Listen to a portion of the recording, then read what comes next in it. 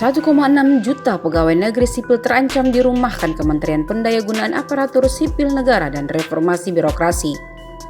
Ini dilakukan guna pelaksanaan reformasi birokrasi yang sebelumnya sudah dicanangkan Kemenpan RB. ASN yang terancam dirumahkan sampai pensiun ini adalah tenaga pelaksana atau administrasi. Para PNS yang masuk dalam kategori tenaga administrasi akan ditata. Sedikit demi sedikit dialihkan menjadi tenaga pendidikan.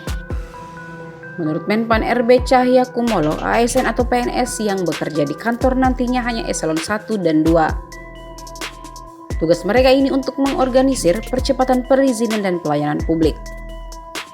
1,6 juta ASN tersebut hanyalah 38% dari total 4 juta lebih jumlah ASN di Indonesia.